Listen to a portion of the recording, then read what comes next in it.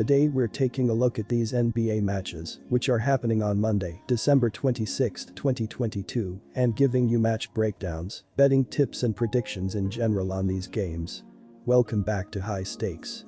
Before we dive into our video, don't forget to subscribe and push that notification bell to get notified as soon as we release these sport prediction videos. Also, check out our perks and join the High Stakes membership.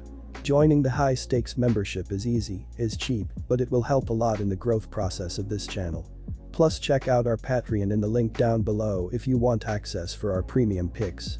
Our Patreon is a way for us to help you improve your chances of making more money. Multiple plans are available for each and every one of you. Stop wasting hours of your time searching for bad betting predictions that ends up costing you a lot of time and money. Join the High Stakes Patreon now and get the best betting picks.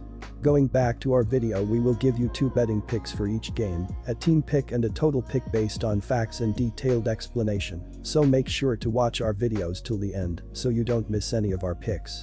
One more thing before we start, check out our new channel High Stakes Props and Parlays, where you can find our player props and parlay picks predictions. You will find the link in the description and comments section below.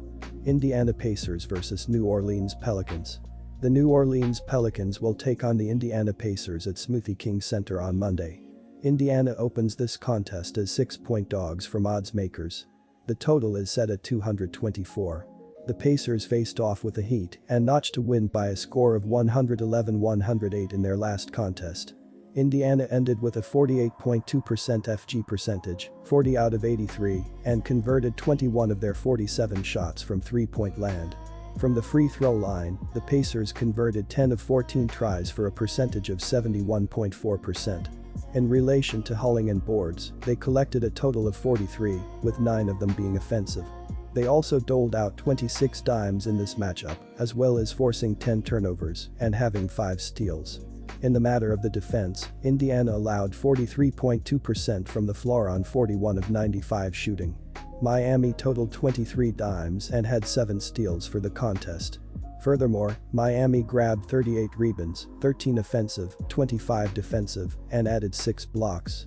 Miami went 92.9% at the charity stripe by knocking down 13 of 14 tries. They made 13 out of their 33 tries from downtown. With respect to personal fouls, the Pacers ended up with 23, and the Heat finished the game with 13 personal fouls. Tyrese Haliburton is one player who came through in this contest. He recorded 43 points on 14 out of 20 shooting. He played for 38 minutes and totaled 2 boards. Haliburton shot 70.0% from the floor and also earned 7 dimes. In their last game, the Pelicans got the victory with a final of 128-125 against the Thunder. In the matter of team rebounding, New Orleans allowed Oklahoma City to grab 47 in total, 10 on the offensive side. They finished 37.1% from distance via 13 out of 35 and walked away from this one shooting 18 of 25 from the charity stripe, 72.0%. The Pelicans permitted the Thunder to make 47 out of their 102 attempts from the floor, which had them sitting at 46.1% for the game. When the final whistle was blown, the Pelicans walked away from this one shooting 41 out of 94 from the floor, which gave them a percentage of 43.6%. When it comes to shots from three-point land, New Orleans made 13 of 37 tries, 35.1%. They were able to convert 33 of the free throws for a rate of 82.5%. The Thunder had 26 personal fouls in the game, which took the Pelicans to the charity stripe for a total of 40 attempts. They also turned it over 21 times, while recording 10 steals in the game. The Pelicans recorded 42 defensive rebounds and 13 offensive boards for a total of 55 in this matchup. Zion Williamson, 25.2 ppg, 7.2 rpg, is the Pelicans' leading scorer and a huge part of New Orleans' defense, so his absence is a massive blow for Willie Green's team. The Pels have won their last 2 games without Zion, but the Pacers are arguably a better team than San Antonio and Oklahoma City, so I'm going with Indiana to cover. The Pacers are healthy, and Tyrese Haliburton has been outstanding as of late. Indiana is 4-1 at TS in its last 5 games overall, and 3-1-1 at TS in its previous 5 contests against New Orleans. On the other side, the Pelicans have covered twice in their last 6 outings at any location. Our first pick is the Indiana Pacers. Indiana will play this contest with a mark of 17-16 on the campaign. They are averaging 114.6 PTS per contest, 13th in the league, while connecting on 45.8% from the field. The Pacers are shooting 37.0% on shots beyond the perimeter, 491 of 1,327, and 78.7% from the charity stripe. As a unit, Indiana is pulling in 42.1 rebounds per contest and has accounted for 890 dimes on the season, which ranks third in basketball in terms of passing the ball. They lose possession via turnover 15.7 times per contest, and as a squad they commit 22.2 fouls per game. Indiana nearly blew a 12-point fourth-quarter lead in Florida. Miami tied the game at 108-108 with 14.2 seconds left on the clock, but 10 seconds later, Tyrese Haliburton hit the winning three-pointer. Haliburton finished with a career-high 43 points, while Buddy Hield notched 21 points on 7 for 11 shooting from beyond the three-point line. The Pacers went 21 for 47 from deep against the Heat. They make 14.9 triples per game, tied third in the NBA, on a 37.0 percentage clip, 9th. Indiana scores 113.0 points per 100 possessions, tied 15th, and surrenders 113.6 in a return, 18th.